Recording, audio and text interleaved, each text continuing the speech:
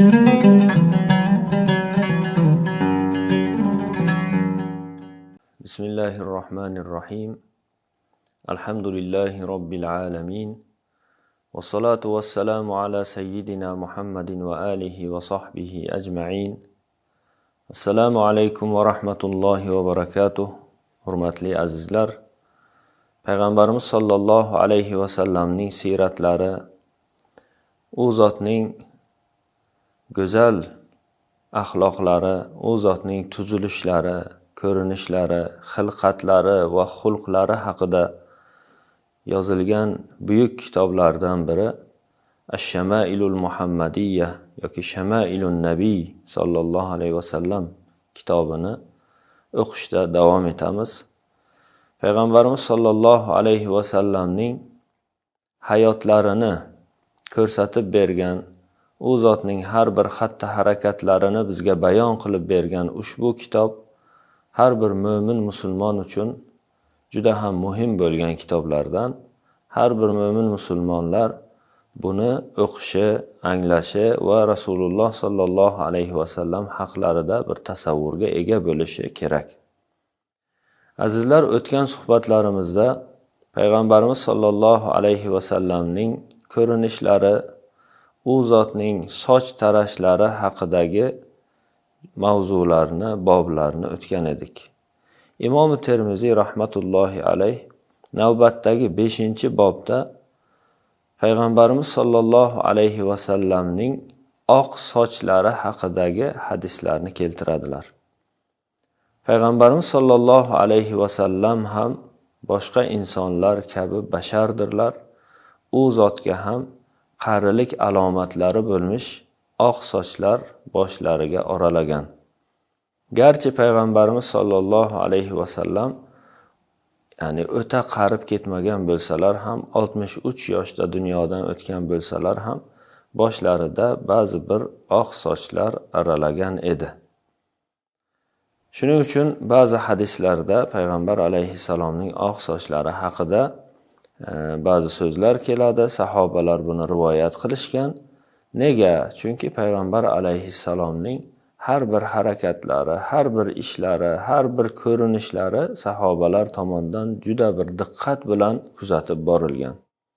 Rasululloh sallallohu alayhi va sallamchalik hech bir inson dunyoda kuzatilmagan, hech bir insonga Rasulullohchalik muhabbat qo'yilmagan. Payg'ambar alayhissalomning har bir ishlari, ko'rinishlari ham hatto oq sochlarining nechtaligigacha rivoyat qilingan. Bu o'ta katta, o'ta bir Payg'ambar alayhissalomga nisbatan muhim bir e'tibor ekanligini ko'rishimiz mumkin. Bu shuning isbotidir. Imom Termiziy rahmatullohi alayhi aytadilarki, babu ma jaa fi shaybi Rasulillahi sallallohu alayhi va sallam. Payg'ambar alayhissalomning oq sochlari borasida kelgan bob deydilar. Ya'ni u zotning oq sochlari borasida kelgan hadislar jamlangan bob. O'z odatlariga binoan Imom Termiziy hadisni sanadini keltiradilar. Haddathana Muhammad ibn Bashar qala akhbarana Abu Dawud qala akhbarana Hammamun an Qatadata qala qultu li Anas ibn Malik hal khadaba Rasululloh sallallohu alayhi va sallam. Qatada ibn Di'ama as-Sadusi buyuk tobiinlarning imomlaridan bo'lgan olim Anas roziyallohu anhu ga aytdim deydilar. U kishidan ya'ni rivoyat qilinyapti bu hadis. Anas roziyallohu anhu ni shogirdlari Qatoda. Anas roziyallohu anhu dan so'radim, Payg'ambarimiz sallallohu alayhi va sallam sochlarini bo'yaganmidilar? Ya'ni sochlarini xino bilan bo'yaganmidilar? Oq sochlarini ko'rsatmaslik uchun deganda Anas roziyallohu anhu aytadilarki, qala lam yablugh zalik. Payg'ambar alayhissalom bu yoshga yetmaganlar. Innama kana shayban fi sudghayhi. Payg'ambar alayhissalomning oq sochlari ikki chakkalaridagi oq sochlar edi, ozgina. Mana bu yerda sudgʼ deb mana bu joyni aytadi. Demak, insonning ko'zi bilan qulog'i orasidagi mana shu oraliqda chiqqan soch chiqqan joy sudgʼ deyiladi. Mana shu chakkalarida ozgina oq soch bor edi deydi Anas roziyallohu anhu. Walakin Abu Bakr khadaba bil hinna'i wal katam. Lekin Abu Bakr Siddiq radhiyallohu anhu hino bilan va katam o'simligi bilan, ya'ni bizda hozir usma deydi, ayollar uni o'sha bargini qandaydir qilib siqib, suvini chiqarib, qoshiga usma qo'yilardi oldinlari. Hozir hammasi kimyoviy narsalar, ximikat bo'lib ketdi. Har xil bezaklar. Oldin tabiiy bezak maqsadida ayollar qoshiga usma qo'yardi. O'sha usmani bargini, daraxtini, o'shani demak o'simligini katam deydi. Payg'ambar alayhissalomni sahobalari Abu Bakr Siddiq roziyallohu anhu demak hinno bilan va o'sha o'smani bargi bilan, o'shani suvi bilan sochlarini bo'yar edilar deb Anas roziyallohu anhu aytadilar. Demak, Anas roziyallohu anhuning fikrlariga ko'ra Payg'ambar alayhissalomning oq sochlari mana shu chakkalarida juda oz edi. Sochlari juda oqarib ketmagan edi Rasululloh sallallohu alayhi vasallamni. Lekin sahobalar ba'zilari sochlarini xino bilan bo'yar edilar deydilar. Keyingi hadisda Payg'ambarimiz sallallohu alayhi vasallam haqlarida, sochlari haqida kelgan hadisda Imom Termiziy aytadilar: حدثنا إسحاق بن منصور ويحيى بن موسى قال حدثنا عبد الرزاق عن معمر عن ثابت عن أنس. Bu hadis ham Anas roziyallohu anhudan rivoyat qilinadi. Qala ما عددت في رأس رسول الله صلى الله عليه وسلم ولحيته إلا 14 شعرة بيضاء. Anas roziyallohu anhu aytadilarki, Payg'ambarimiz sollallohu alayhi vasallamning boshlari va soqollarida 14 ta oq tukdan boshqasini ko'rmadim, sanamadim deydilar. Sochlari va soqollarida demak 14 dan ziyod oq tuk, oq soch yo'q edi deydilar Anas roziyallohu anhu. Anas roziyallohu anhu Payg'ambar alayhissalom bilan doimiy birga yurgan, Rasulullohga to vafotlarigacha xizmat qilgan, doim Rasulullohga yaqin yurgan sahobiylardan hisoblanadi. Demak, Anas roziyallohu anhu 14 dan ziyod oq soch yo'q edi Rasulullohda deyaptilar. Payg'ambar alayhissalomning sochlari, oqargan sochlari juda kam edi degan ma'noda aytganlar bu hadisni. Qala haddathana Muhammad ibn al-Musanna qala akhbarana Abu Dawud qala akhbarana Shu'ba an Simak ibn Harb qala sami'tu Jabir ibn Samurata radhiyallohu anhu yus'alu an shaybi Rasulillah sallallohu alayhi vasallam. Endi bu hadis Jabir ibn Samura radhiyallohu anhudan rivoyat qilinyapti. Bir kishi kelib Jabir roziyallohu anhudan Payg'ambar alayhissalomning oq sochlari qanday edi, qancha edi deb so'radi. Shunda Jabir roziyallohu anhu aytayaptilarki, faqala kana idza dahana ra'sahu lam yura minhu shaybun fa idza lam yadhan ru'ya minhu. Aytadilarki, Payg'ambarimiz sollallohu alayhi vasallam sochlarini agar xushbo'ylik bilan yog'laganlarida, moylaganlarida, xushbo'ylik surtganlarida Payg'ambar alayhissalomning oq sochlari ko'rinmasdi sochning orasidan.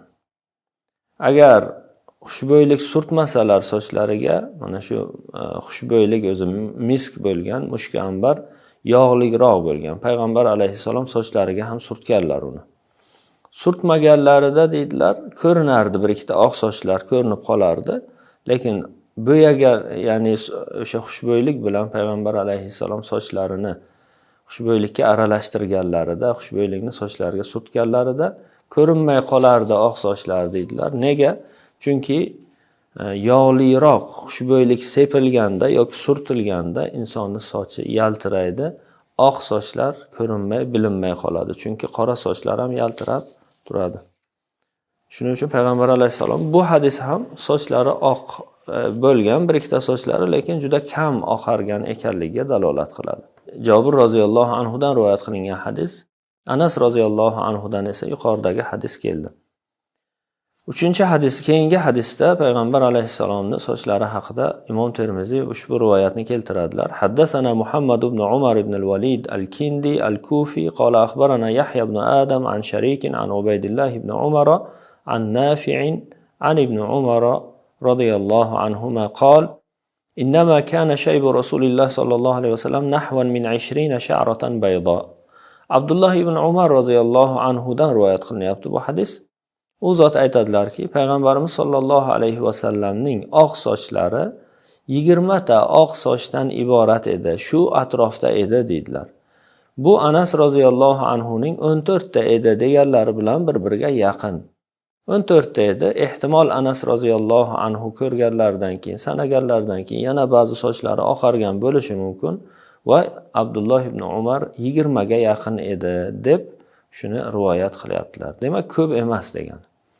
Payg'ambar alayhissalomning umrlarining oxirida ham oq sochlari shu 20 ta atrofida bo'lgan. قال حدثنا أبو كريب محمد بن العلاء قال أخبرنا معاوية بن هشام عن شيبان عن أبي إسحاق عن عكرمة عن ابن عباس رضي الله عنهما قال bu Abdullah ibn Abbosdan rivoyat qilinyapti. Qala Abu Bakr ya Rasululloh qad shibta. Abu Bakr Siddiq radhiyallohu anhu Rasulullohga aytdilarki, ya Rasululloh, qaribsiz, sochlaringiz oqaribdi-ku deb aytdilar. Abu Bakr Siddiq payg'ambar alayhissalomning doim yonlarida yuradigan vazirlari, doim Rasululloh bilan ajralmaydigan eng yaqin sadoqatli do'stlari, payg'ambar alayhissalomga sodir bo'layotgan har bir Rasulullohning ko'rinishlarida sodir bo'lgan o'zgarishlarni ham darrov sezib, ilg'ab olib, darrov Rasulullohga g'amxo'rlik qiladigan inson Abu Bakr Siddiq. Payg'ambarimiz sollallohu alayhi vasallamning sochlarida ba'zi bir oq sochlarni ko'rganlarida Abu Bakr Siddiq radhiyallohu anhu Rasulullohdan darrov so'radilar. Ya Rasululloh, sochlaringiz oqaribdi-ku, nima bo'ldi dedilar. Qala shayyabatni hudun wal waqi'atu wal mursalat wa amma yatasaalun wa idha ash-shamsu kuwirat. Payg'ambarimiz sollallohu alayhi vasallam o'ta bir jiddiy javob, hammamizni o'ylantiradigan bir javob bilan javob berdilar Abu Bakr Siddiqqa. Sizni sochingiz oqaribdi ya Rasululloh deganlarida payg'ambar alayhisalom nima dedilar? Ey Abu Bakr, meni Hud surasi, Voqea surasi, Mursalat, Amma yatasaalun, Idha shamsu kuwirat, mana shu suralar meni qaritdi dedilar. Mana shu suralar mening sochimni oqartirdi dedilar.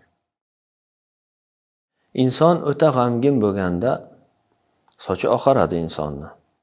Boshiga g'am tashvish tushganda sochi oqaradi.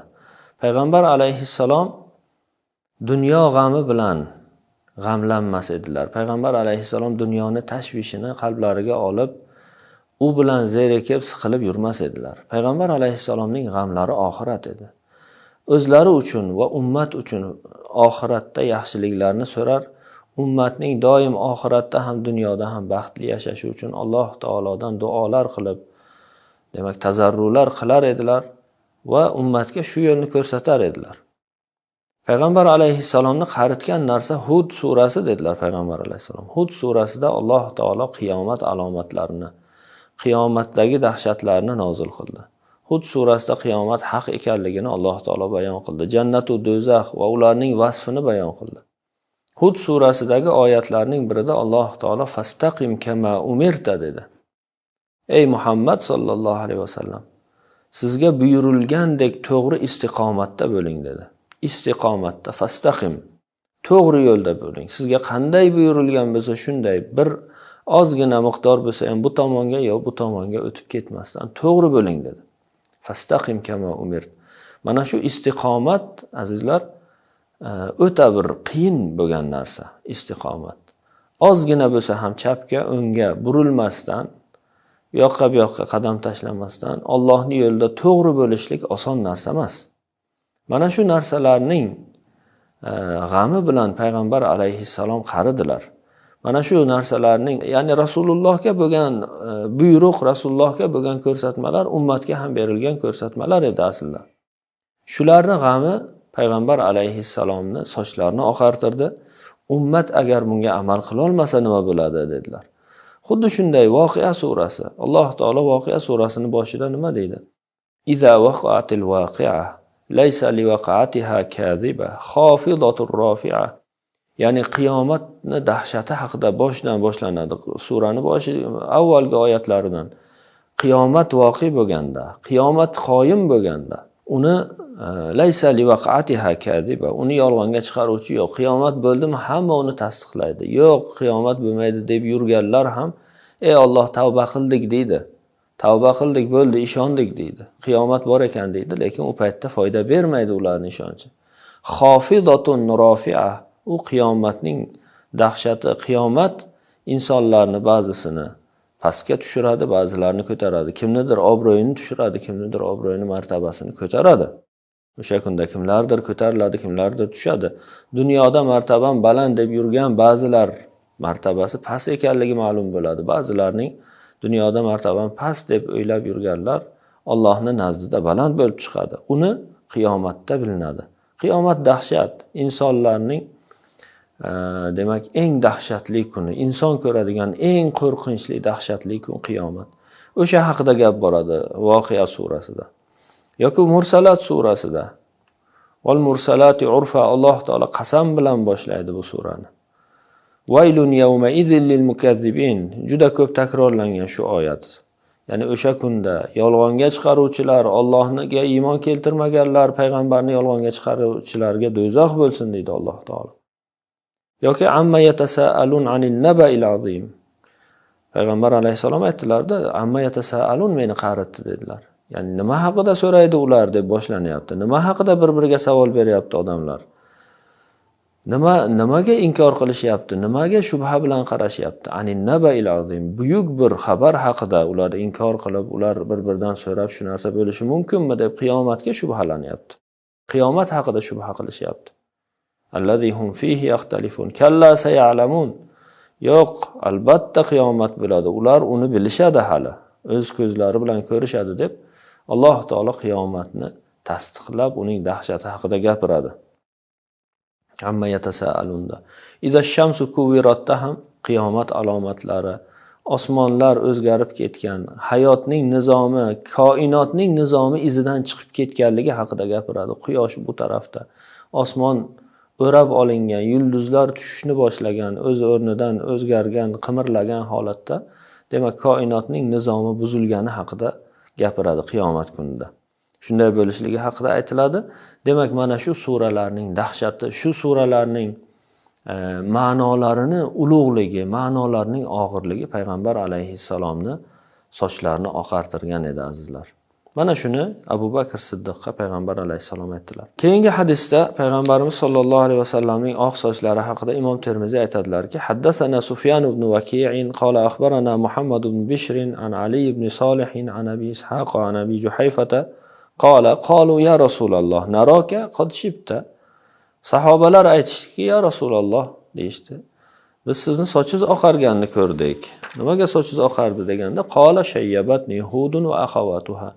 Meni Hud surasi va uning sheriklari, ya'ni Hudga o'xshagan suralar meni sochimni oqartirdi, qaritdi deb payg'ambarimiz sollallohu alayhi vasallam aytadilar.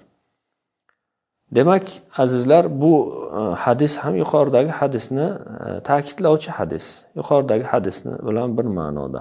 Keyingi hadisda aytadilarki, qala haddathana Ali ibn Hujr qala أنبأنا شعيب بن صفوان عن عبد الملك بن عمير عن إياد بن لقيط العجلي عن أبي رمسة التيمي تيم الرباب قال أتيت النبي صلى الله عليه وسلم ومعي ابن لي أبو رمسة التيمي aytadilar ki payg'ambarimiz sollallohu alayhi vasallamni oldilariga keldim. Mening o'g'lim bor edi yonimda. Va ma'i ibnun li. O'g'lim bilan birga keldik. Qala fa urituhu. U zotga uni ko'rsatdim o'g'limni. Faqultu lamma ra'aytuhu, yoki Rasulullohni o'g'limga ko'rsatdim va u zotni ko'rganda aytdimki, haza nabiyulloh, bu payg'ambar alayhissalom, Allohning payg'ambari dedim. Va alayhi thawbani akhdaran, Rasulullohning ustilarida ikkita yashil kiyimlari bor edi. Pastki kiyimlarning pastki qismi ham yashil edi, tepada kiygan narsalari ham yashil edi. Va lahu sha'run qad alahu shaybu va shaybuhu ahmar. Payg'ambar alayhissalomning demak sochlari bor edi, sochlari uzun edi, shu quloqqa yetadigan darajada sochlari bor edi. Lekin soch oqargan edi, ba'zi qismi oqargan edi deydilar. Lekin oq sochlari qizil edi. Ya'ni payg'ambar alayhissalom ko'p xino surtganlaridan deydilar, yoki o'sha mushka ambarni, yog'li mushka ambarni surtganlaridan oq sochlar qizaribroq qolgan edi, boshqa sochlardan farqli o'laroq. Keyingi hadisda haddathana Ahmad ibn Mani' qala akhbarana Surayj ibn Nu'man qala akhbarana Hammad ibn Salamah an Simak ibn Harb qala qila li Jabir ibn Samurah akana fi ra'si Rasulillah sallallohu alayhi wasallam shaybun. Jabir ibn Samuradan so'raldi, sahobiydan odamlar so'rashdiki, Rasululloh sallallohu alayhi vasallamning boshlarida oq soch bormidi deb so'raganda, qala lam yakun fi ra'si Rasulillah sallallohu alayhi vasallam shaybun illa sha'aratun fi mafriqi ra'sihi idza dahana warahunna ad-duhun.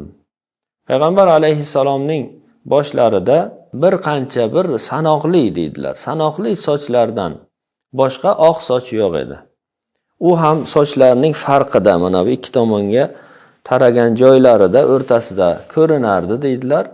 Izaddahana va rohunnaduhun. Agarda yog'lasalar sochlarini boyagi xushbo'ylik bilan yog'lasalar, o'sha xushbo'ylik, o'sha yog' payg'ambar alayhissalomning sochlarini to'sib qo'yardi, yashirardi deydilar. Bilinmay ketardi. Ya'ni oq sochlari juda kam bo'lgan. Xulosa shu. Payg'ambar alayhissalomning oq sochlari juda kam bo'lgan. Yog'laganlarida, mushkambar surtganlarida, demak, ular ham ko'rinmay qolgan. Yoki ba'zida o'sha mushkambar ko'p surtganlaridan yoki xina bo'yog'i bilan bo'yaganlaridan oq sochlar qizilroq tusga kirgan. Shu oq sochlar ekanligini bildirib turgan. Boshqa sochlardan farqli o'laroq, vallohu alam, payg'ambar alayhissalomning demak ko'rinishlari, sochlarining ko'rinishi, oq sochlarning nechtaligi haqida bildik inshaalloh. Bu sahobalarni boya aytganimizdek payg'ambar alayhissalomni o'ta diqqat bilan, o'ta bir muhabbat bilan kuzatganlari va har bir narsada Rasululloh sallallohu alayhi vasallamni o'zlariga o'rnak qilganlari, Rasulullohni yaxshi ko'rganliklariga dalolat qiladi. Biz ham payg'ambar alayhissalomni shakllarini, u zotning go'zal chehralarini tasavvur qilganda mana shu narsalarni ham o'ylab Rasululloh haqlarida shu narsalarni, shu tasavvurlarga ham ega bo'lishimiz kerak. Va sallallohu ala sayyidina Muhammad va alihi va sahbihi ajma'in. Assalomu alaykum va rahmatullohi va barakatuh.